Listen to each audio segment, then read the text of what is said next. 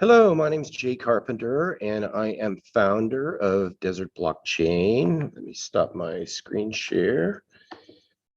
And welcome to the Desert Blockchain Camp, 27th Avenue and Georgia Open House. Today, we're going to be talking about smart NFTs, and we'll be doing that from 11 a.m. to noon.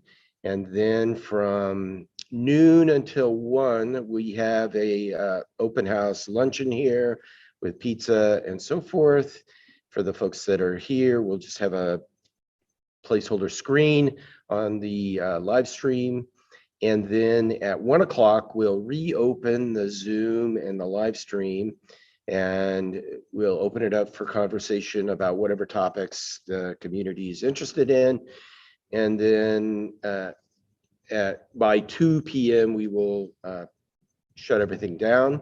So we have these sessions every Saturday, and we appreciate your time and attention to either watch the recording or join us via the YouTube live stream. Or if you're interested, you can become a Desert Blockchain citizen on Patreon and join us via the Zoom link and actually participate as the workshop is going on. We are completely community funded, and we don't take any sponsorships, and if we do, we announce why we're doing that. But generally, we do not take sponsorships. We're completely community funded, and it's only via the $10 per month Patreon Desert Blockchain Citizen subscription that you can get access to the Zoom links, presentations in advance for our monthly sessions, and other benefits as a Desert Blockchain citizen. So with that introduction, I'm going to turn it over to Shane Sandler of Blockchaingerous and also Crypto Cannoneer. This is a project that is a grant-winning project here at camp. So far this year, he's received $22,000 in grant funding from the Stellar Foundation, and it's really, really cool. But Shane's going to be talking about smart NFTs today, so take it away, Shane, and we will pick it up after lunch for open conversation at 1 p.m. Go ahead, Shane. All right, sounds good. Thank you, Jay. It's good to be back, and I am very excited for today's demo. If you don't know me, I'm Shane. I go by Blockchaingerous on the internet, and I run a game called Crypto Cannoneer, which we've got set up here in our warehouse. Let me give a quick demo. So we've got basically a glorified potato cannon. It's an air gun mounted into a turret system, so you can aim it over the internet. We're just using Telegram Messenger here to aim and control it. And it shoots tennis balls. And we've also got a water gun here that you can all control over the internet. There's the water gun. And yeah, this is all free to play. It's all totally publicly accessible through the public Telegram chat group here. Feel free to log in and see it. And the live stream is available 24/7 on Twitch. We're working on some other ways to do our own app and to get our own live stream going so we can reduce the latency and make it a little bit more accessible, make the UI mobile friendly. So that is all in the works, but please check it out. So the reason that NFTs are so crucial to my project and why I'm into this space is because all of my achievements for like my in-game rewards and stuff are going to be tradable NFTs. And then smart NFTs in particular are super relevant because my NFTs specifically are going to yield the in-game currency so that you can do like premium stuff within the game. We're going to have premium targets and premium, you can shoot like golf balls and things like that. So I'm going to be talking about two kinds of smart NFTs today. And smart is sort of just a generic term we're using to describe NFTs that have functionality. They're more than just a piece of art that is tradable. That's definitely the most common type of NFT in the space. And then Beyond that, another really popular NFT, which will be the first kind of smart NFT we'll be talking about, which would be like breedable NFTs. So, think like CryptoKitties, and any of these sort of like zombie games where people can create like breedable zombies. And so that whole basically idea of being able to take attributes from one asset and combine them with another. So that's what we're talking about when we're referring to breedable NFTs. And then depending on how much time we have left, I'll start going into the yield generating NFTs, which is specifically the space that I'm working in and what I'm developing on Stellar here. So let me go ahead and get my screen share going, and then we can dive into this. Share. All right, so you got my whole screen today. And let's see here. Let's pull up this little article here on breedable NFTs. So this is coming from Lightmint, which Lightmint is the #1 NFT marketplace on Stellar. And they also publish a bunch of amazing blogs about developing on Stellar. And, they're pretty cutting edge in the NFT space, at least for Stellar. And so they released this article a couple years ago now, actually, about breedable NFTs. And basically, if you're unfamiliar with Stellar, the way that NFTs work on Stellar is that there's an issuing account that basically all the data for the NFT lives in that issuing account via the data entries section of a Stellar asset. And that is where you can get this type of on-chain functionality. And if you lock the issuing account that you created the NFT with, then those data entries are immutable. They can never be changed. And so that's what we're going to be focusing on for the first part of this demo is immutable attributes for Stellar NFTs and how to make them breedable, basically. So I definitely recommend checking out this article and taking a look about traits and inheritance. So basically, it's an inheritable trait for the breedable NFTs. It's sort of like combining two, and we'll talk about as well. So a breedable attribute would mean you get to keep both the original parent NFTs and then they create a child NFT, versus like a mergeable or combinable type of NFT attribute would mean you would combine two NFTs into a new NFT and you would lose the original two. And so we'll talk about some of the back end for creating both of those scenarios. So I definitely recommend checking out this article. Let me turn off my compressor real quick so that you guys can actually hear me in here. That's just the compressor that kicks on to power the air gun, but we can turn that off for this demo. Okay, so diving into breedable NFTs. So this is the NFT creation interface that I built this is Stellar Red and Red Horizon. This is my own NFT dev toolkit specifically built for Stellar. And so we could work with this data entry right here, the IPFS SID, but I figured it would be a good idea to show a quick little demo on how to modify Stellar Red for your own purposes. So we'll come over here. This is the page that we're looking at right here. So when you look at this Stellar Red interface, the NFT multi-maker automatically sets these NFTs up to sell. And so we're going to bypass that and do the no sell version. So this no sell version, that's this flow right here. And so this locks the account. And so what we're going to go ahead and do here is add another data entry specifically for basically like some sort of attribute that you might want in your breedable NFT. So for on-chain attributes, those are things that would never change. So that might be like strength for like some type of game asset, whether we're talking about like a character or something, or like a pet or a Pokemon, even like if you want to kind of think of it that way, versus if you wanted an asset or an attribute that isn't immutable, that can actually change. So that might be something like durability, or like if you wanted your monsters or your creations or whatever to be like able to be trained, and so you could increase the strength attribute. It is possible to do that on chain, or that can be like those attributes that you want to be able to change can be done off chain. So if you wanted to do an attribute that can grow or change and have it be on chain, the way to do that would be to not lock the issuing account, and so that it could still modify the data entry that represents that asset.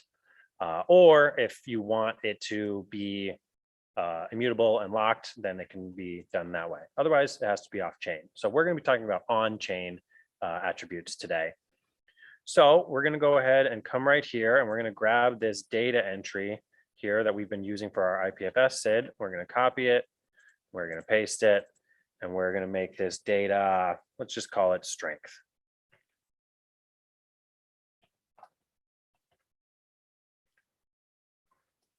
So we'll add this in to our interface here so that we can add the, I'm going to go ahead and copy and paste this so that we can have another data entry in our Stellar asset. And this is just a quick demo on how you can modify Stellar Red for your purposes. And then, so that will add the data entry there on the interface, on the UI.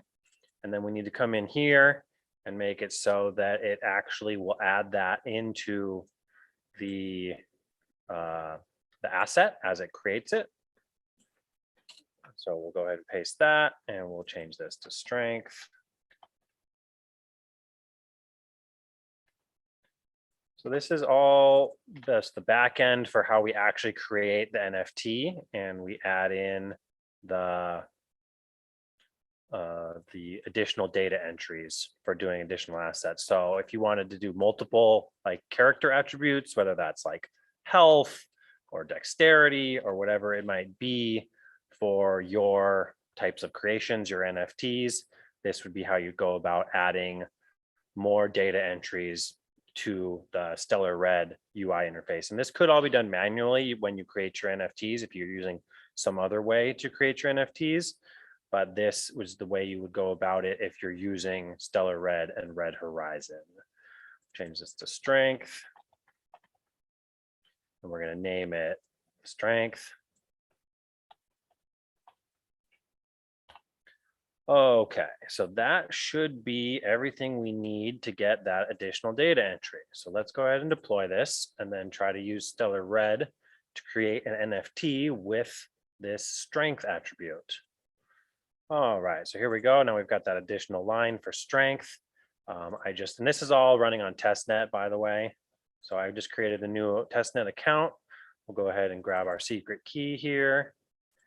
And we will go back to our token creator, put in our secret key, and now we're gonna, let's name this strength test. Oh, helps if I can type.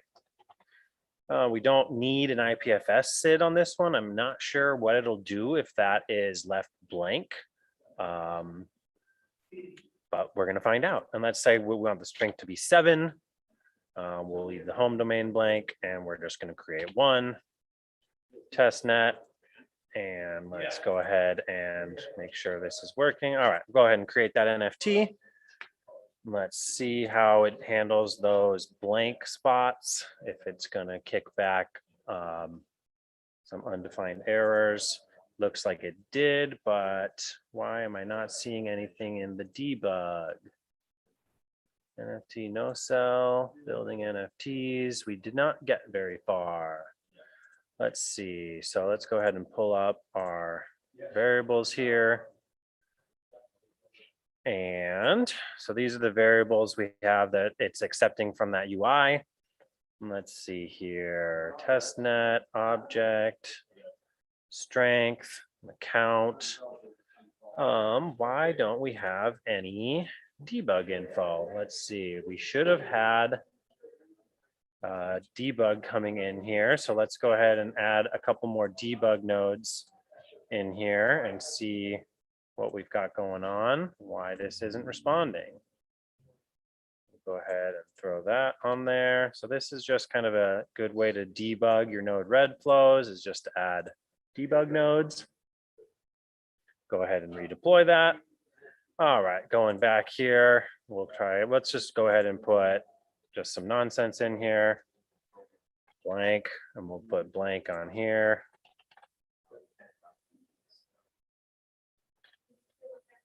And we'll try that again. We'll see what's going on here.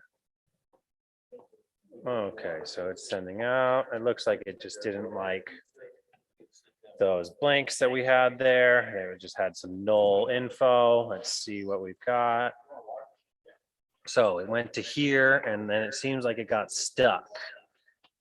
Why did it get stuck? Secret key origin. It should be generating a new account for all this and then creating this NFT, but it is getting stuck right here. So this is how I use my debug nodes when I'm trying to troubleshoot my node red flows, is that I can basically see where it gets stuck when you put a debug node after every step. So we're getting stuck here and it's not moving forward because why?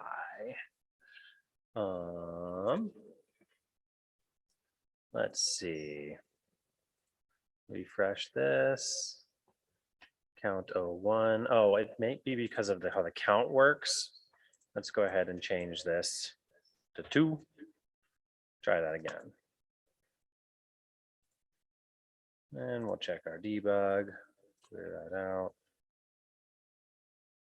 So we got to here again, and we're looking at our flow data, 02, so it's getting stuck. Well, let's go ahead and try, we can just use the IPFS SID one, and we can go ahead and try this again. Let's see, so this will just set up a cell, which will be fine. So let's try again with just this old one, and I'm not sure why. 1, 2, 3, 4, 5, 6, 7, 8, 9, 10, 11, 12. I think that asset name should be fine. 1, 2, 3, 4, 5, 6, 7, 8, 9, 10, 11. I think 12 characters is allowed. So we'll just put in strength. We'll put in 7. We'll put in test.com. We'll put in 1. We'll put in 1. We'll set this to testnet. And we'll try that again. Looks like that is working.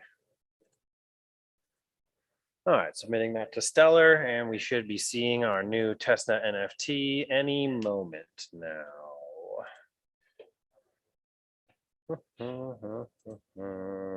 Or not.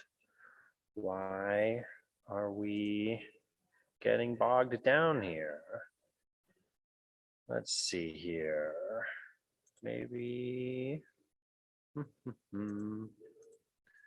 me just go check out this flow here, see what's going on. We've got all our debug nodes. Mount 2. Let's try this again. All right, so we're getting all of our debug info here. We're getting a lot further along on this one. Let me move my zoom window here so I can see what's going on. And that's making it all the way down. And yeah, it should be working.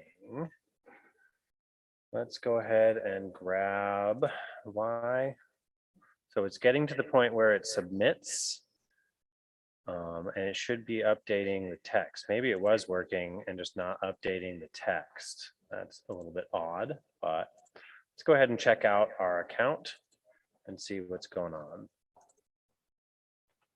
So we'll just go ahead and pull this up in Stellar Expert.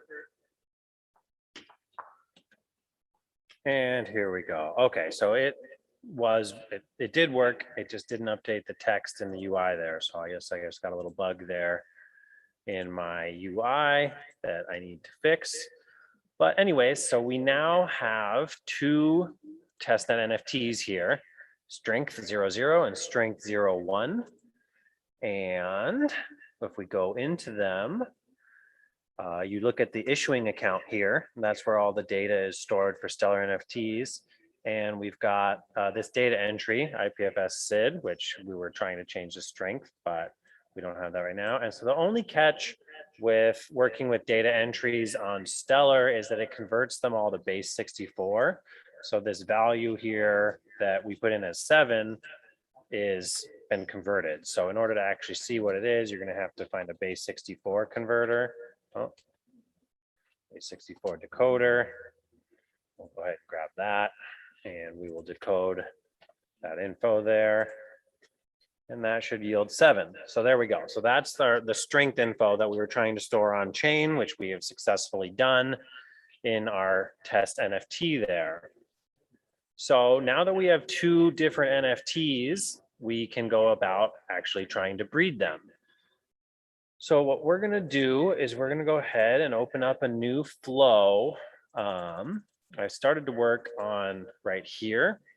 So the way that I would go about building this would be if we wanted to basically make it so these could be merged together to double their strength, then the workflow I would do for that would be make it so that someone has to submit a transaction where they're trading both of those NFTs for a new NFT that combines the strength attributes. So we would need to make a flow that basically reads those attributes, combines them, and then generates a new NFT based on that.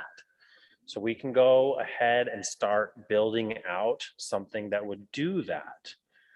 So let's see, we're going to need to grab the node that we built a long time ago for monitoring accounts. So we can go ahead and grab this node here. And then this will allow us to wait until we receive I don't need a new tab, I need a new flow. Wait until we receive an NFT, and then we can send back the related NFTs. So we'll go ahead and grab this monitor account node, and we can choose a new account to monitor with this. And let's go ahead and just generate a new account here. Let me just save that old account real quick. So we'll go to our account generator and just store this account info real quick. And we'll generate another new account. There we go. And we're going to go ahead and we're going to monitor this account here. So we'll go into the monitor account node, and we'll take this public key here. Actually, we'll just go ahead and do this with the inject, will be easier. We'll link that inject there, and we'll put the account ID as that new account we just made. And so that will go ahead and push that account into this node that for monitoring. And then we will know, actually, I'm going to undo that and just create a whole new, we'll actually just push it to right there as well. And so then this will allow us to monitor that account for receiving any assets. And we'll go ahead and take this switch and we'll change this to strength. Strength 00. So now this will trigger the flow as soon as it receives the strength 00 asset. So we'll go ahead and deploy that.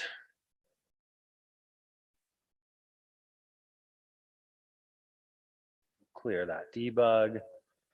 Okay, so then what we want to do is we're going to take, go into our testnet wallet, and we're going to send that strength 00 asset over and just make sure that that flow is working the way we expect it to. So we'll go ahead and inject it. Text.replace is not a function. I don't recall ever calling the text.replace function. Yeah, that's not a thing. So we're going to go ahead and set up a new inject for this, because this is just waiting for the raw public key to come in. Message.payload, yeah. So we'll go ahead and clear that out. put in the public key here that we're trying to monitor. Is it needed on message.payload, I believe. There we go. Yeah, message.payload. And this is going to be a string. We'll paste that in. We'll inject that. Clear this, deploy.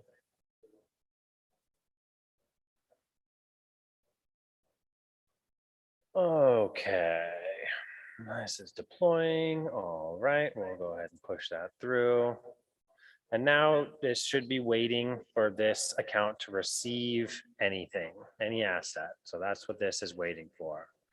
And so we'll go ahead and send an asset over. Before we can send it over, that new account is going to have to trust that asset. So let's go ahead and get our asset info from Stellar Expert. So this is that account we just made, strength 00, issued by this address. So we're going to go ahead and put that asset in. That's the issuer. The asset is strength 00. And we need the secret key for our new account that we're trying to add trust with. Go ahead and go to our account generator here. We'll grab that. And we'll bring it back over to our testnet wallet. And that's our secret key. All right, so now we should be able to add trust. There we go. So now we've added trust for that strength 00 asset. And now our account that actually holds strength 00 should be able to send that asset over to our new account. And we should be able to see it arrive. So we're going to send that over. Testing. We're not sending XLM. We're sending 0.1234561, I believe, because that's how NFTs are denoted on Stellar. Is in order to make them indivisible, they just have the smallest possible amount of an asset, which is the 7th digit. So it's 6 zeros, 1, 2, 3, 4, 5, 6, and then 1. Okay, so this should allow us to send over that NFT, and we should get a notification about it. Sending.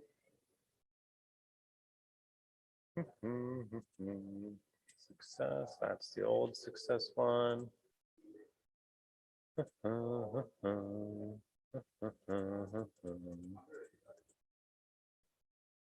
Testnet wallet. So there's no more debug nodes here. Why didn't we see that go through?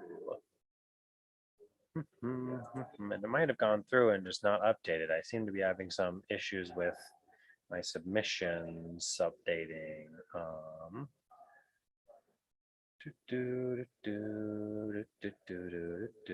Create offer. Transactions. This was our submit transactions, but token transaction, we should have seen an output here. Let's go ahead and check these accounts. And we'll open that up. We'll refresh this and see what's going on here. Oh, did I try to send it to the issuing account, or where did I try to send it? So it didn't send. We still have it in our original account, but we were trying to send it over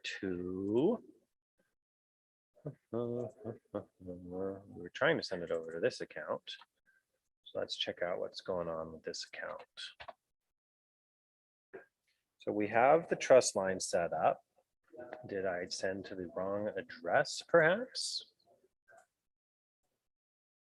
Destination is GBG DCH. GBG DCH. So it should have sent. Let's see why it wouldn't. So that's the secret key for the issuing account.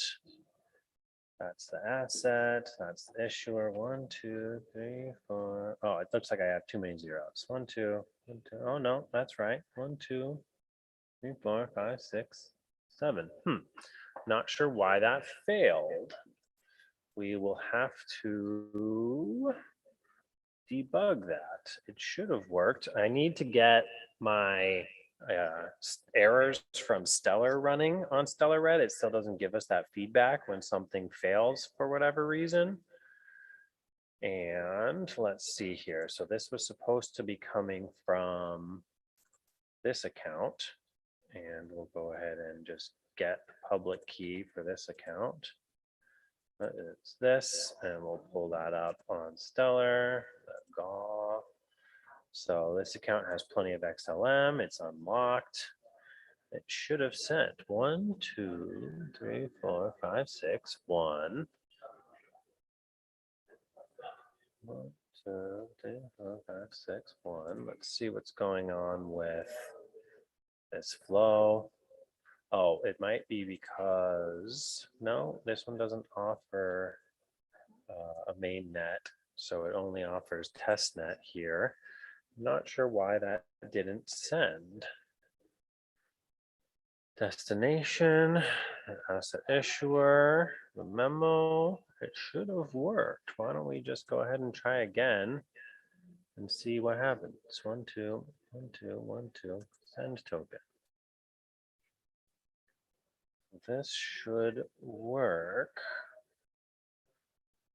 even though it's not. Payload.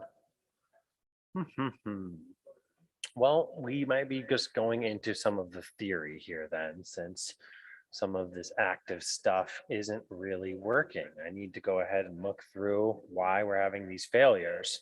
So let's go ahead and just start building a basic flow and talk about some of the other stuff that it would take to build this. So you would need to set it up so that the account that you're monitoring, well, there's really 2 ways you could do it. You could make it so that people could send the assets at any time. And then after the assets are received, the transaction is generated and built and sends it over. That creates some interesting game mechanics where other people could send in different assets, or you could limit it to the account that limit it to which account actually sends it. I'm going to go ahead and stop screen sharing here while I'm just talking. And so that would make it so you could create some interesting game mechanics as far as how NFTs get combined or who the parents end up being, a bit of a randomization element to it there. And so once those assets are received, then the issuing account could generate the new NFT. And that would be built simply by using the same NFT generation that the Stellar Red uses anyways, and it could generate those sort of procedural or combination NFTs like that. And then, or you could do it so that somebody chooses. So that would be kind of a cool way to do it without having to have your customer or whoever's secret key, because they could send the assets on their own. Versus if you wanted to do it as all like a pre-signed transaction, basically they send in their 2 NFTs and within the same transaction, they receive their new NFT, like more like an atomic swap. That would have to all be built with a secret, all built into one transaction, which is basically how some of these multi-operation transactions are built out in Stellar. And that would be pretty cool. It would actually be really easy to do based on what's already built here in Stellar Red. The only catch there is that you have to have the secret key of the customer. Or the other way to do it would be to just generate the XDR for them to sign on their own. And that's how a lot of the NFTs are working right now, especially like my personal NFTs on Stellar that are based on the allow trust operation, and they create a new trust owner. So only one person can hold that NFT at a time, so in order to enforce royalties. So that's the same type of back end methodology there, would be to combine it all into one atomic swap. And then you either have to have the secret key or you just generate the XDR so that someone else can sign it. And then they could use a browser extension like Rabbit or Ledger, or not Ledger. I guess you could use a Ledger Freighter or any of those other browser extensions that allow you to sign transactions without revealing your secret key.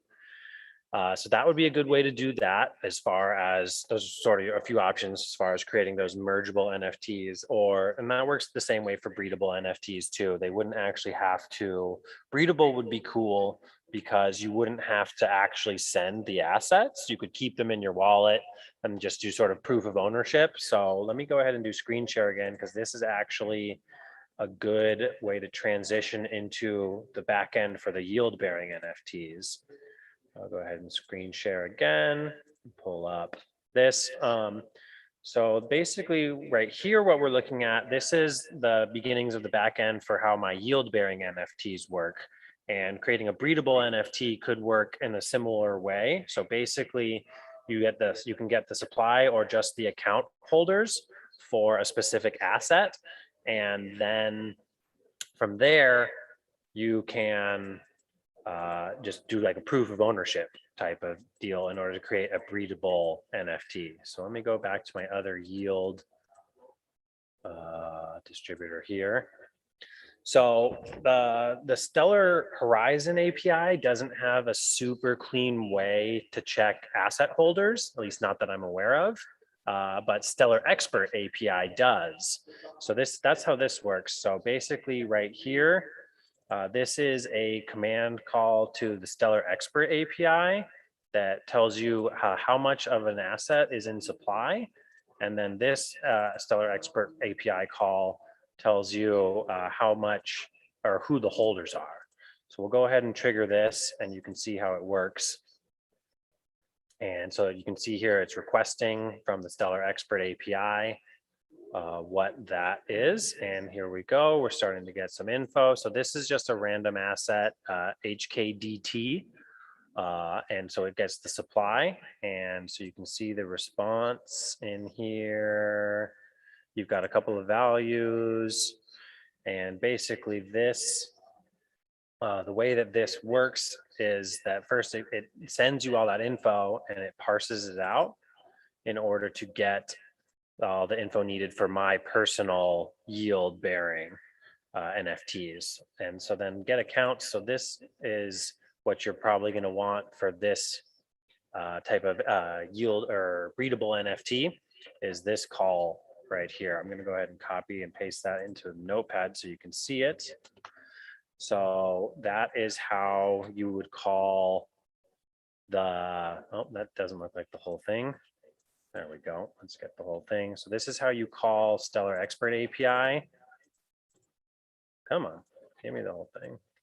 So that's your call for the Stellar Expert API to get the holders. So if you had a specific NFT, so like we would replace this with strength 00. So this is the asset name right here. Strength 00. Might as well actually do this for real. We'll go over to this yield example here. Flow 2, let's use this. So let's go ahead and grab this timestamp and we'll grab this get accounts and we'll grab this message. All right, so let's go ahead and change this to, instead of public, we're going to do testnet. And we're going to change the asset to strength 00. And if you're going to be doing a lot of this, you would definitely want to make these just like editable things into the timestamp. But since we're just doing this once, and so we'll pull up strength 00 and the issuing account. This is who issues strength 00. And we'll pull that in right here. That's where you drop in the issuing account and done. And so this should deploy and give us who is currently holding the strength 00 asset. So we'll go ahead and deploy that and we'll call it. I've never used this on testnet before. We'll see if it works. It's doing the request. You can see there. Just calling that Stellar Expert API. We can go ahead and look at the Stellar Expert API documentation while we're waiting on that. Where is it? I know I have it up in a tab somewhere.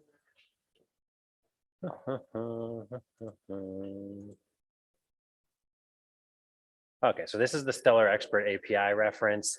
Stellar Expert is an amazing tool if you're working on the Stellar Expert that gives you a lot more, and the API gives you a lot more access to some of the financials and like asset holders and supply and things like that that Horizon doesn't make as easily accessible. They'd be things you'd have to sort of calculate on your own. And so I definitely recommend looking into the Stellar Expert API if you're trying to do things that involve specific quantities or knowing the supply or holders of an asset. Let's go ahead and we can go back and see if that's done calling. It looks like we got an error. And so let's look at the Stellar. I've never, like I said, I haven't actually used the Stellar Expert API on testnet. And so maybe they just do test, or maybe they don't offer the API for testnet. Let's just do a quick search for test. Testnet. Yeah, so I put that in. So that call should have worked. It looks like we got an error of the address, get address error.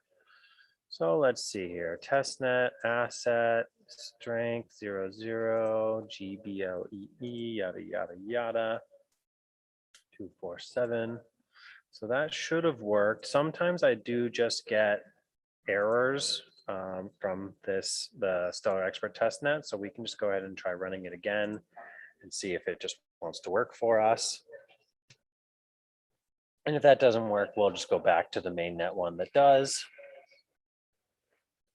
So that's trying to request all of the account holders for that specific asset, string 00, that's issued by that specific account. And this would be a really good way.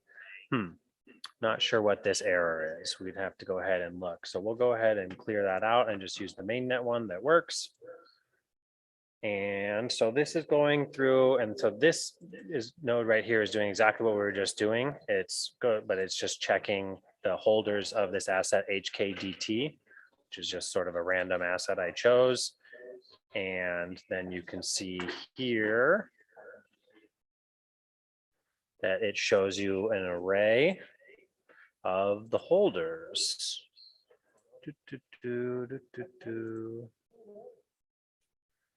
So that would be how you could have somebody prove ownership of multiple NFTs in order to create a child, or do so like basically like an inheritable attribute there.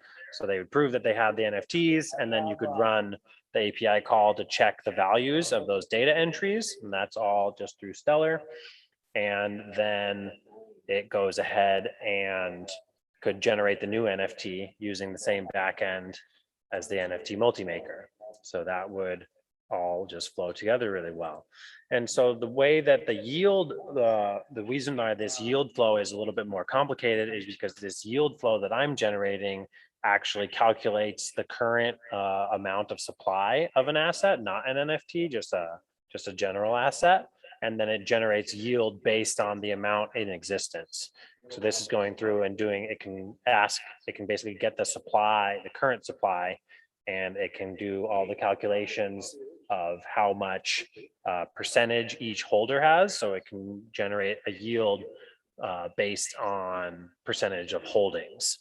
And so that is how some of this math is working and why this flow has so many different elements to it as far as actually getting the numbers needed to generate those yields. You wouldn't need that level of complexity for just doing a basic yield that isn't reliant on the total supply of the account. So that is how the Stellar Expert kind of handles some of this data. Let's see if we can figure out what's going on with this error, since we've got a little bit of time left here. Back to Stellar Expert API, which is this one. No, not this tab. I'm getting lost in my tabs here.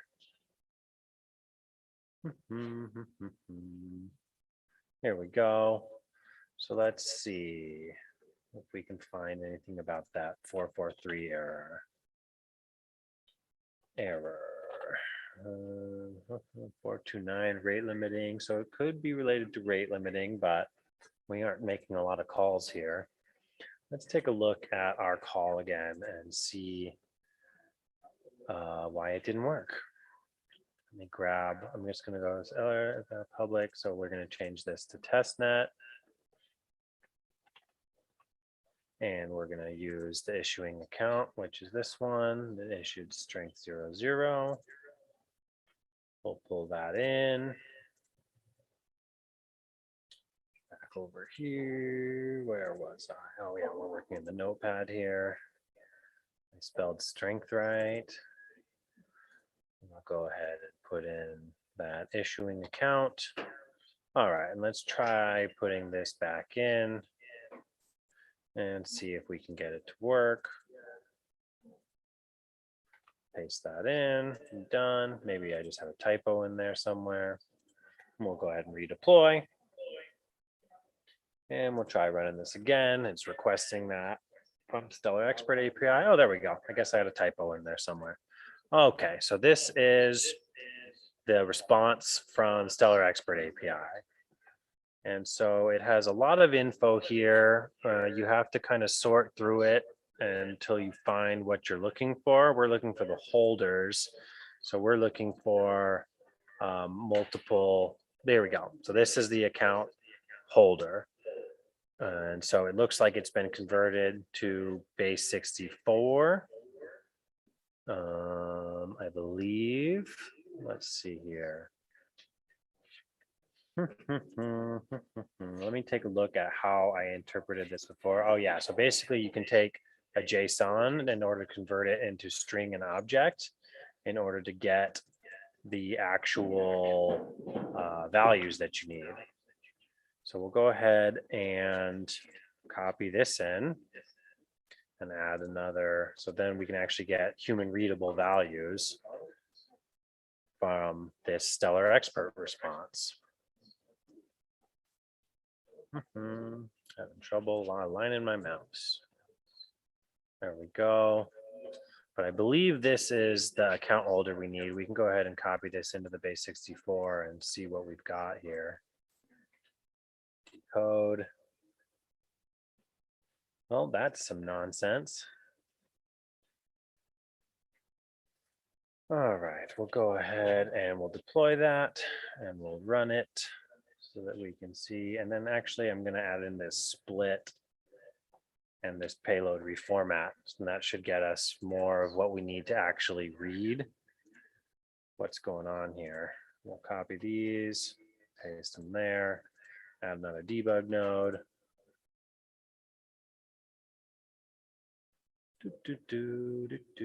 So this should give us a readable response from Stellar Expert. And we'll go ahead and send that in. And it's requesting that from the Stellar Expert API.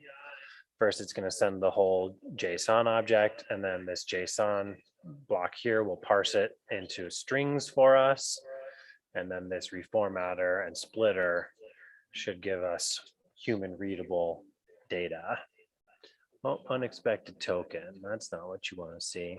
So it's interesting that we're getting these different error kickbacks from Stellar Expert API because we didn't change anything in this call and now it doesn't like it. So I think that sometimes I think this is actually might be an error with Stellar Testnet. Stellar Testnet doesn't have that many validators or people running it. So sometimes it just gets bogged down or just calls don't go through. So that is sometimes an error you get on the testnet for Stellar when you're working with some of this stuff, but you don't have that at all on the Stellar mainnet. So this is the whole JSON object that we got out of the Stellar Expert API. And then this is it being parsed into strings. And so let's see if any of these are readable. Let's see here. So that's the reference for the holders. And then we get this. I think this is, there we go. This is what we were looking for. So this is the holder, the only holder, GAW2US. which if we copy that into Stellar Expert, we should find that they're the only holder of that NFT, which yeah, for NFTs, there should only be one holder. When you do, when we did like that call for this random asset, HKDT, there's a bunch of holders. So there's a big array of holders there. So for this, so that would be exactly how you could prove ownership of an NFT. You can use the Stellar Expert call to see if that account actually holds that NFT. And if they do, you do this call twice for each parent, one for each parent, and prove that they hold both those NFTs. And then you could use that info that you gathered to generate the new child NFT that uses the attributes that are stored there in the data entry, like we talked about earlier. Right here, it's actually on the issuing account. This data entry right here, and that you can use that data to actually prove that attribute on those NFTs and in order to breed it. So that would be how you would go about creating just a really basic parental, inheritable characteristic in a new NFT. So that's actually probably something I'm going to deploy real soon to try to do a live demo of that with a front end. So maybe we'll be able to explore that in the next couple of weeks. I'm going to wrap this up right now. So hopefully, I know we're a little all over the place on this one, but hopefully you got a good idea of some of the back-end tools you can use to create smart NFTs or NFT functionality. You could probably even call it NFT smart contracts if you wanted to.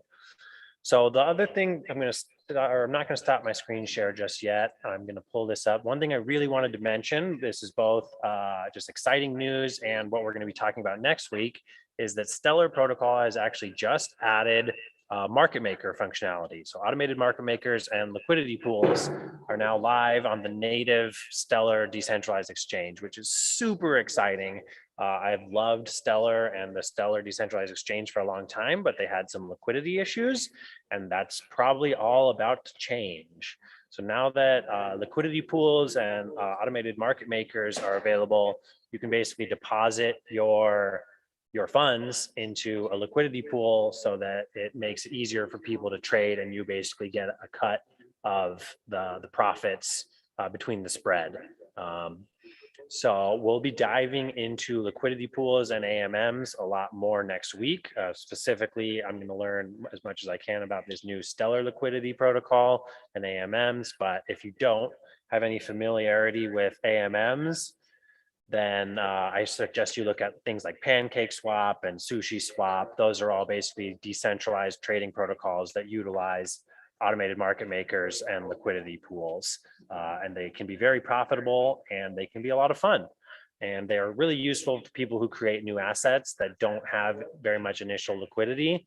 You can provide the liquidity yourself, and then the price can still, fluctuate as the market wants it to. And you can, get a cut of the trading profits. So I'm very excited about that, and we will be talking about it more next week. I hope that you found some parts of this smart NFT on Stellar and Stellar backend and Stellar NFT smart contracts demo useful. And please let us know if you have more questions about this topic. We'll probably be doing a follow-up session to this because I'd love to do some more on all of this for yield-bearing and breedable NFTs.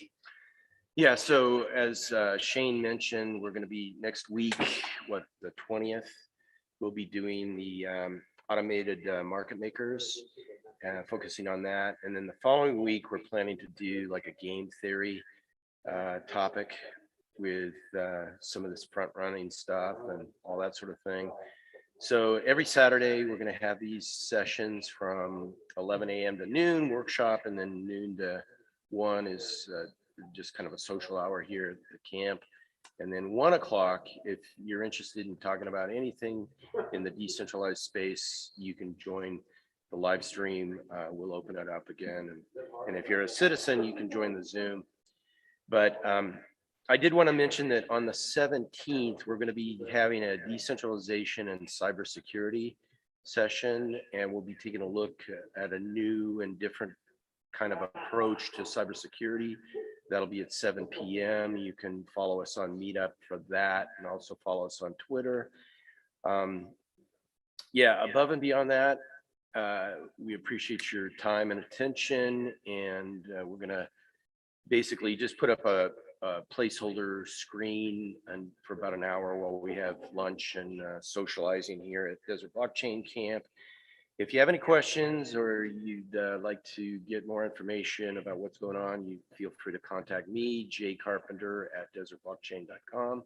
That's JAYCARPENTER@desertblockchain.com. So anything else you want to say, Shane? No, thanks for your time. And I hope to get some more live demos of this stuff going soon because I love this topic. I think it's super fascinating and it's super relevant to what I'm building here. So I definitely want to keep sharing more of this backend and keeping it open source. And let's keep building out this community. Yeah, I would like to also mention that the co-organizer of Desert Blockchain is Jason Horton of Nori.com. And he just presented in New York at a NFT conference. And Nori.com is doing a carbon removal trading platform using NFTs off the Ethereum blockchain. And Jason has created I think it's a non-tradable NFT, which is a different twist on things. So hopefully in the next month or so, we'll have Jason here to do a session on the Nori NFTs. Nori's incredibly has incredible momentum. They got $4 million in funding last fall. They're hiring like crazy. So we'll probably focus on what they're up to with the carbon removal trading, which is different than carbon trading rights. It's actually removing carbon from the atmosphere. So that's about it. We're going to shut things down for about an hour, and then you're welcome to join us again. And we'll have an open community conversation from anyone, anywhere in the world, and have a chat. So, Great. all right, cool. Until next week, or well, in an hour.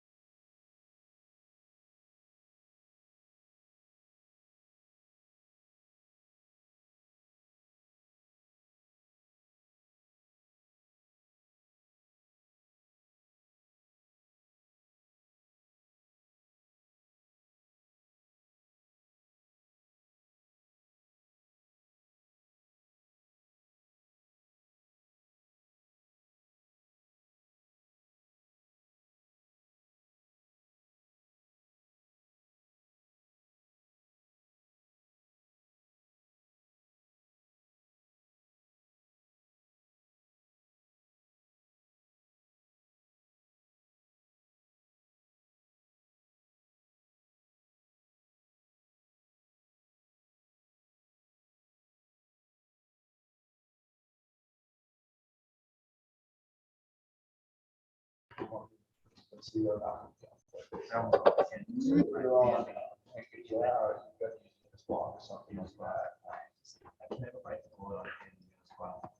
lot. It's always at least $100, $200. We got 3 times now on gas. You gotta go and you gotta go all of this. Yeah. Just a lump sum. Okay, we're about a minute early, but we're finishing our lunch break where we kind of had some networking here at Desert Blockchain Camp, and we got a great group of folks, incredibly talented here today. I'll just kind of span panoramic around, and we talked about some great topics. This is the part where we're open to talk about anything that the community wants to talk about. And I'll show the first schoolie here. This is our first schoolie.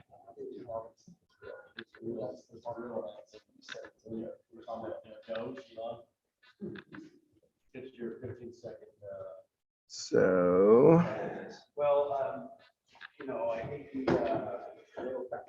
so we'll give it a few minutes and see if anybody joins the Zoom or the live stream.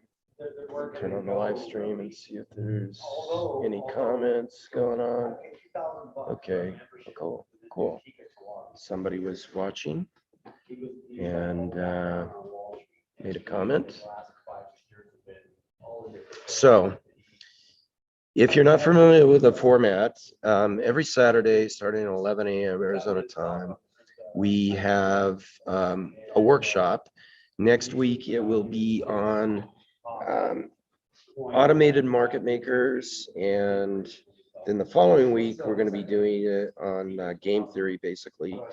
But from 11 a.m. to noon, there's a workshop, and you can join via the YouTube live stream, or if you're a Desert Blockchain citizen, you can join via the Zoom channel.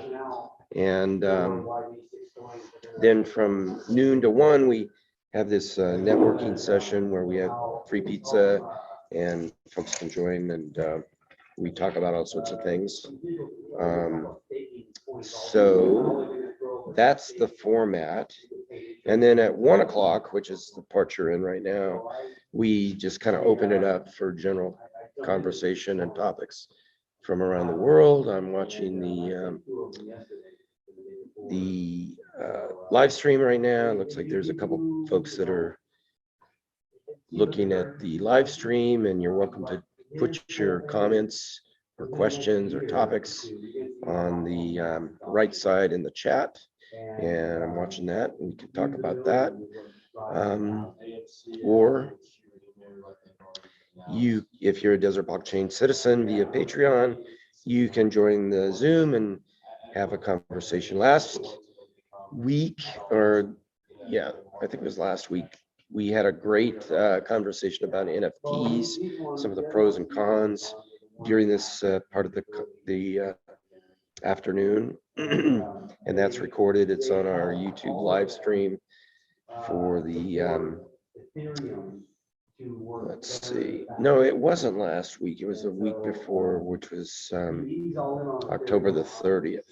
So sorry about that. I was we postponed the session last week to this week because I was under the weather. So, and we plan to have a plan in place, by the way, so that if I'm unavailable for whatever reason, Shane can run the entire session and so forth. So apologize for that, but we'll get that taken care of and have more continuity, let's say, and make it more decentralized, in fact. So watching the YouTube live stream. And again, if you have a question, please type it in the chat and we'll be happy to talk about it. One thing I will mention is that this coming Wednesday, the 17th, we'll be talking about cybersecurity and decentralization. That will be at 7 p.m. Arizona time. And Yeah, you can tune into that as well. The best way to keep abreast of what's happening is to join the meetup session, which is free, meetup.com/desert-blockchain. You should also follow us on Twitter, which is Desert Block Hack. So those are your resources. And we're almost at 5 minutes past, and then when we hit 5 minutes, unless there's questions, we're gonna turn it off, call it a day, at least for the virtual side. The live side, in person, is rather vibrant today. We have some awesome folks. So that's what's going on. Somebody else has joined us on the live stream. So if you have a question, please type it into the chat on the right. We'd be happy to talk about it. For watching now. I actually saw a video the other day. So Everybody's quit their jobs. And so that's forcing technology to replace those jobs that people are not taking. Yeah. So in some senses, So it's we're- not so much. just to give you an idea. It's like self-fulfilling prophecy. Yeah, exactly. Folks that are talking about various topics here. To automate, to operate their business, that people are taking their jobs. We had some awesome pizza today, You know, when you see. and Start delivering also and using, boneless XYO chicken as wings. their trigger mark for And, identification of, yeah, you got the report, here's a dual authentication of that. Or in your garage. One thing that I mentioned earlier, and I'll re-mention it, is yesterday there was a really awesome conference online called the Funding the Commons, and you can find a link to that on the Twitter feed for Desert Block Hack. But it was really, really impressive, the people that participated, the topics, and I was very, very impressed with it. Innovation in funding and policy and voting and so forth. Vitalik Buterin participated, and Juan Benet, as well as other really leading edge thought leaders. So we got some more folks joining us on the live stream. It's kind of a general conversation going on. Little code or open the door. And if you're just getting tuned into this, you happen to find it on however you found it. There's more folks that are watching the live stream now. I would encourage you, if you're in the Arizona area, to come by and join us at Desert Blockchain Camp at 27th Avenue and Georgia. It's 2655 West Georgia is the exact address, and you can Google it on Google Maps, Desert Blockchain Camp, and join us. I'm blown away at the people that are here today, their backgrounds, their areas of interest. They're really incredibly bright, incredibly talented. So yeah, let's see. Well, so Martin is asking if we're going to stream the conversation. We're not going to stream this conversation because this is kind of an informal, it's like a party now. But yeah, Zoom, if you're a Desert Blockchain citizen, $10 a month, this is all community supported, then you can join us via Zoom and be part of the live conversation, both during the workshop as well as during this part of the time. So otherwise, it's free to type in questions on the live stream and basically join us. So that's the way this works. But there's some awesome conversation going on right now, and Yeah, that's our format.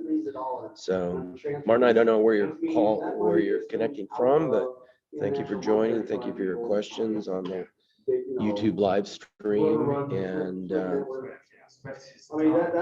we welcome participation from anybody, anywhere. So, all right, I think we're going to wrap it up for the. Yep, thanks, Martin.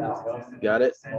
Very cool. And by the way, in the notes for the YouTube live stream, you'll see all sorts of links to a presentation that's associated with this, and the meetup page and the Twitter feed and all that sort of thing. So, coming in from New York City. Awesome.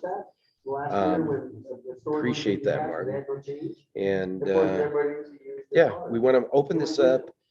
This is a global community, and anybody's welcome to participate. We do hope to have desert blockchain camps are designed to be nomadic and flexible and decentralized, where they could be stood up around the world. So, well, Martin, thank you so much for your comments and postings, and appreciate that. We're going to sign off and shut down the Zoom and the live stream, and we appreciate your participation. So